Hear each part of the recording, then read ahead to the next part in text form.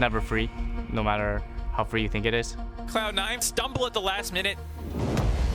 日本っていうリーグがついにここまで来たのかというのをお見せできればなと思います。 They come into play-ins, take a hard loss to Cloud9. They leave in the tiebreaker games, demolishing them. Nation, focus me. Take this objective, but it's dead. When NA happens to not be the underdog, I mean, they just managed to do it. I mean, it's me this time, right? So, sorry guys. I don't think we showed up on the day. Auto-qualifying into the main stage for the first time in LJL history. Sorry, Shinai. Thank you, Yor. And that's going to be it. It looks like PCE are going to take the higher seed. If we made it to group stage, we would literally be making history as a nose team. I am hyped for this series. We're still confident because they show a lot of information for us. We know that they play Kene and Friendamer. We are a team that likes to play best of 5, so we are confident to play against them. The red candidates, next time I'm going to make sure I grab your bot lane. Doggo and Leon combined to do it. Beyond Gaming are going to keep themselves here at Worlds. 我知道 BRG 的粉丝对我还有对队伍都有很多的质疑，但经过了下一场比赛之后，我相信这些质疑都会被消除。 A great day for Beyond Gaming, able to stay alive in Worlds, so they'll have their chance at revenge against Galatasaray, waiting for them. Keep doubting us. It makes us more hungry and more motivated.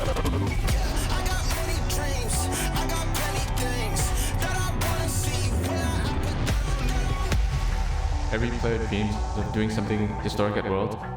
Never underestimate a wildcard, mate.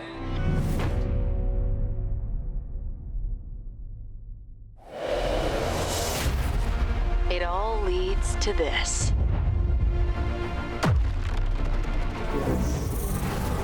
Make or break. Vitality will take them. A new era is waiting.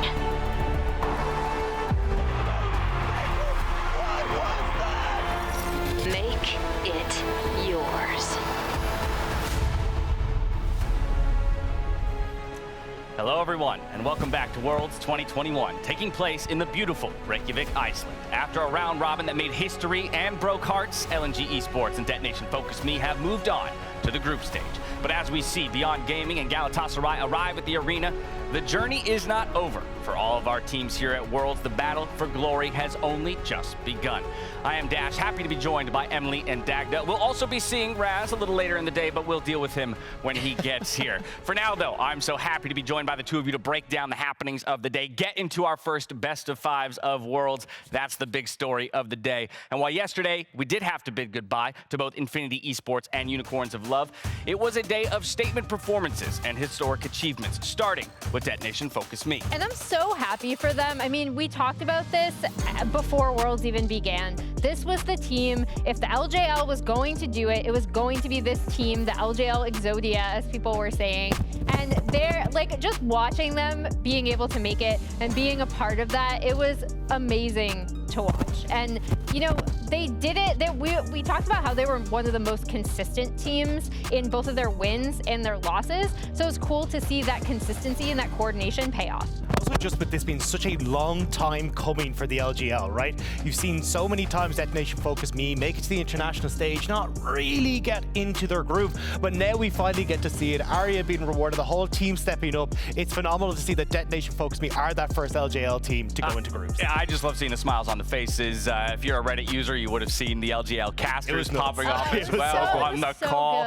But you talk about this being the team that, in a sense, needed to do it for that region, right? And for me, gonna put a spotlight on Evie up there in the top lane. We were looking for him to come into his zone, and he did that after the first game or two in the group stage, and particularly, Dagda, I'm thinking Urgot.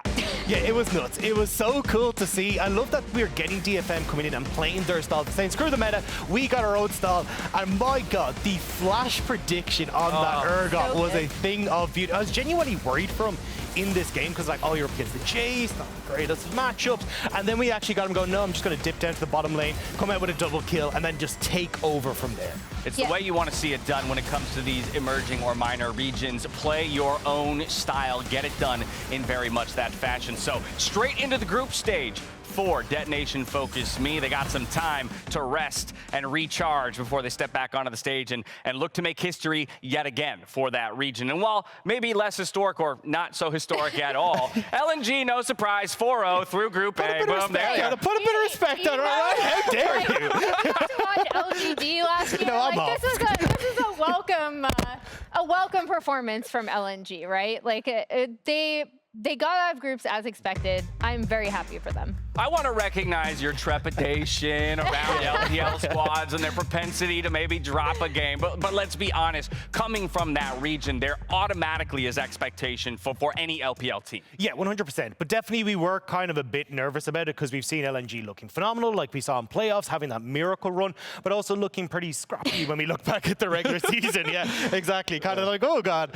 But I definitely like that we're seeing them kind of still play towards that style, right? Ally looking absolutely great. The thing that I thought we were missing a little bit was Iwandi actually playing with Tarzan a little bit more, but I still thought they looked pretty good. Well, through in 4-0 fashion. I tell you this much, though, there is a team I'm a little concerned about, and that would be Cloud9. After a hot start to the group stage here in play-ins, all signs pointed to yes, but it wouldn't be a Worlds without North America finding a way to fall short when it matters most, Emily. Yeah, I was going to say, like, you don't say you're worried about them. I think the big thing for C9, again, isn't even like, oh, man, you had, like, such terrible drafts. Oh, man, you had such terrible itemization or whatever. It's honestly in-game execution. For anyone that listened to me at the end of the day, they could tell my displeasure about how C9 played out their poke composition, specifically around dragon stacking, because I did feel like they had a lot in their favor in those situations, and it was just about how they played it out in these really key moments in the mid game. And in order to now get through that best of 5, they will have to be so much more consistent with their mid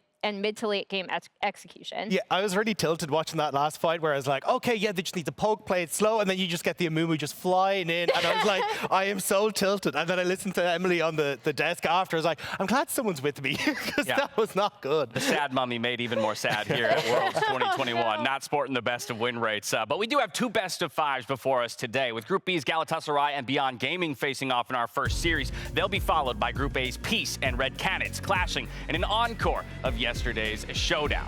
Yeah, but this is only the first step for these guys. I mean, winner of Peace and Red Canids got to go up against Cloud9. You still got Hanwha Life on the opposite side of the bracket. It feels like you still got a huge path ahead of you if you really want to make it. I think that's a huge point right there. This is a gauntlet for the teams that are stepping onto stage today for a best of 5 and then staring down the possibility of another one to follow just tomorrow. All of that just to make it to the group stages here at Worlds 2021. But let's go ahead and start with a preview of our second series, which will be our featured matchup presented by Mercedes-Benz. Both regions bringing plenty of passion to the game, but besides passion, Dagda, I know we've seen some incredible progress from both of these teams as well, and that's what excites me. Yeah, and I'm going to just look at Peace for the moment, because I really am excited to see what Peace have come to the table with, because when I looked back at them in the LCO, we saw a little bit of a messy team fight. The mid-game wasn't really coming together for them, but now they're stepping up hugely. Their mid-game looks a hell of a lot better, bringing in Chachi. Their team fighting looks impeccable, and we're seeing these pop-off moments from players like Violet.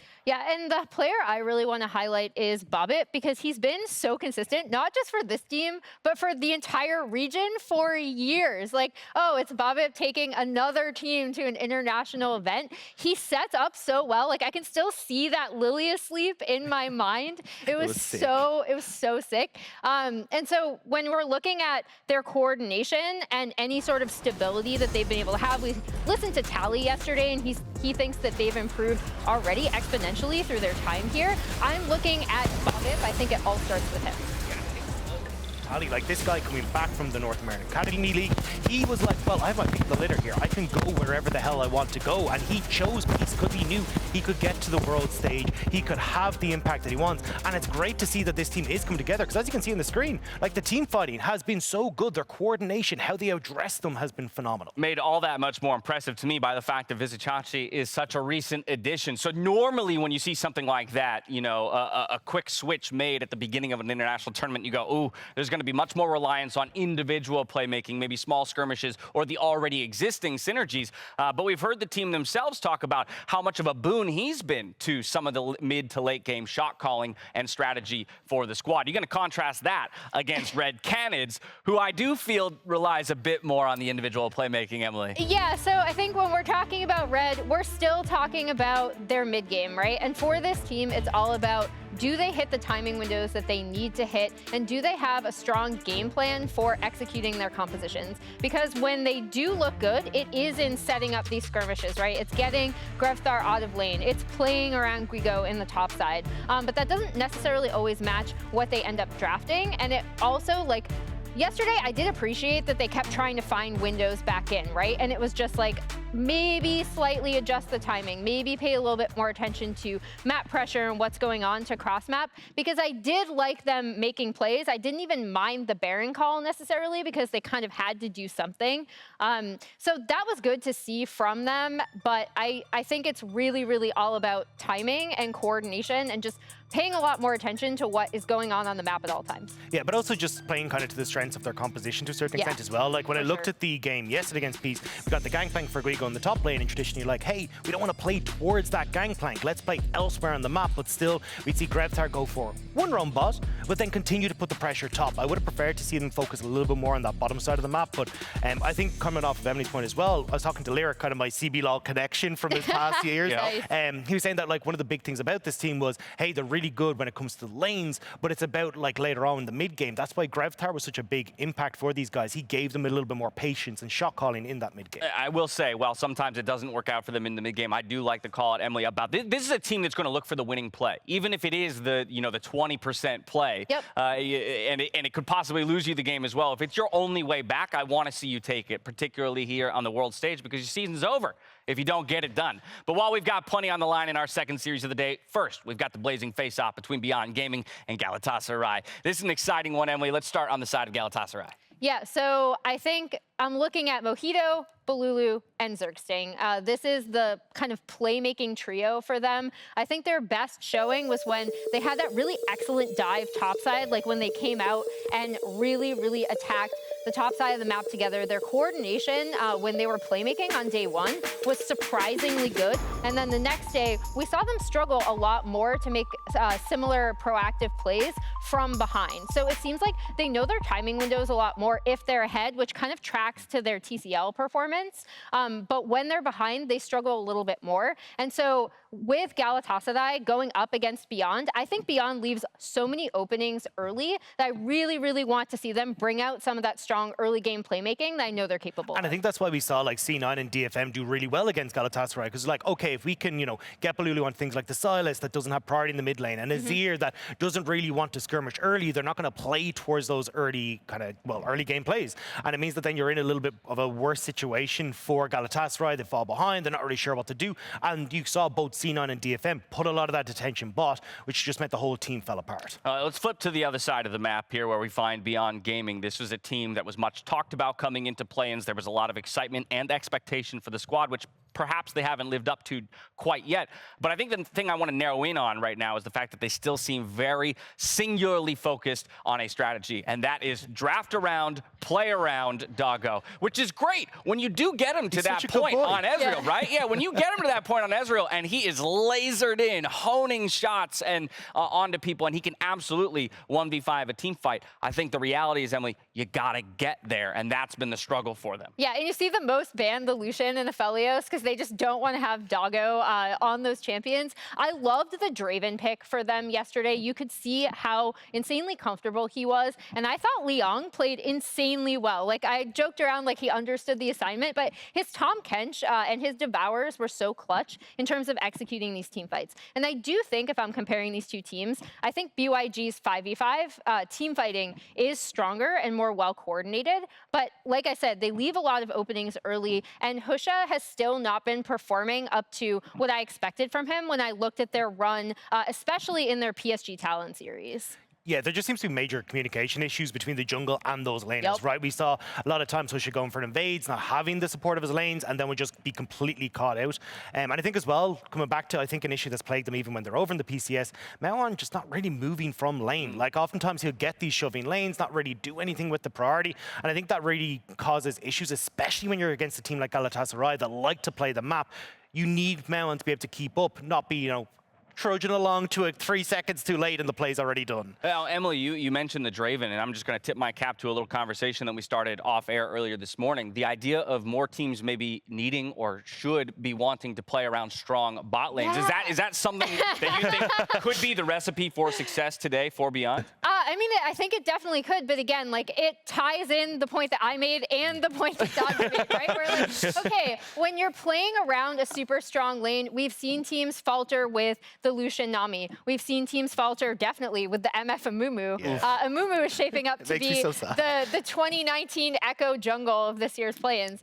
But like, if you have that kind of strong lane and you're looking at how BYG might want to play around that, like, Husha is going to have to pay a lot more attention to the bot side.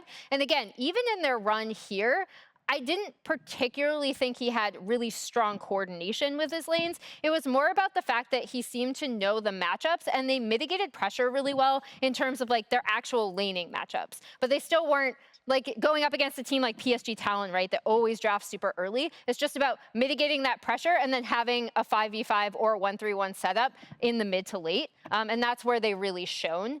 But to target these bot lanes early, it's not necessarily in BYG's style, but I would love to see it from them because Doggo is just such a strong carry for them. Yeah, I think that's the big thing is that, like, when I look at teams like Galatasaray, and especially the way they play around the top side, it's a lot of coordination. You're going to see, like, Balulu gets pressure mid, you got Xerxes on the roam, they go for the 4-man dives. But when I look at across it like Beyond Gaming, it's much more about, hey, we've got a strong 2v2, maybe we get a little bit of jungle intervention, but it's not going to be the massive coordinated play that I see on Galatasaray's side. I think that's why, coming into this, I give that slight edge to Galatasaray, just because I think their early game is super strong, and I think they can try and bounce off that and get that solid lead. I would personally love to see a split map when it comes to this best of 5. But we'll see if we get it, right? And also, again, remind everybody that this is not just a best of 1. And so the adaptation within a series is always what separates the good from the great when we're here on the international stage. That is also where I'm a little bit concerned about BYG, right? Because we have seen them draft, like, obviously, like, really, really heavy Xin Chao priority for Husha. Like, really kind of these compositions that, again, rely a lot on scaling. I don't have a ton of confidence in their early game. And if they, like, their meta read to me just isn't as good as some of the other teams that we've seen here. I don't know if you disagree. No, I actually agree with you. And I was actually going to bring out that, like, the way that they try to play around, like the Jaces and stuff that they bring into the top lane just isn't really working. I mean, you look at Crazy, right? It, like, on paper looks great. 29% of the team's damage. Dude looks like he's firing all cylinders, but they're just not finding the ways to actually set up their team for success. And it means that when they do hit these mid games, they're just not finding the success they need. All right, well, with only a few moments left before we load onto the Rift, it's time to check in on our MasterCard fan predictions. See which teams our fans are favoring here, and it looks like in our first series it is a slight edge towards Beyond Gaming, and I find that interesting because just based on the conversation, I'm going to fancy a guess that the two of you, and I think you already tipped your cap to it there, Dagda, that slight edge towards Galatasaray. Yeah, I definitely think so. I'm actually a little bit, I think, more heavily on Galatasaray than Emily is.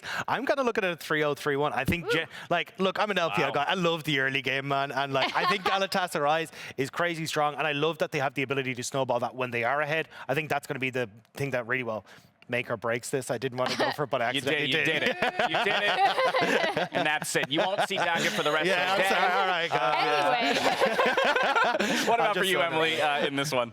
So I'm glad we brought up the matchup between these two teams because even with Galatasaray in the TCL, when I looked at them, right, like, I didn't think their early game was insanely strong, which is why I was so impressed with them in day 1 because they were making so many proactive moves, right? Like Kiana pathing topside to get Crazy ahead, playing around that lane really well. And I think if they keep that up and they can get an early advantage, because BYG leaves so many holes open in their early game, even during their run here, I am like slightly favoriting Galatasaray, but I do think if you do get to those late game 5v5s, BYG's team fighting is still stronger. All right. I'm actually going to throw my lot in with the fans here on this one. 3-2 Beyond Doggo Gaming. fan. Now, a loss today means a ticket back home and a story cut short. It's time for the next line in league history as we hand it over to Medic and Goldberg to get us into our first series.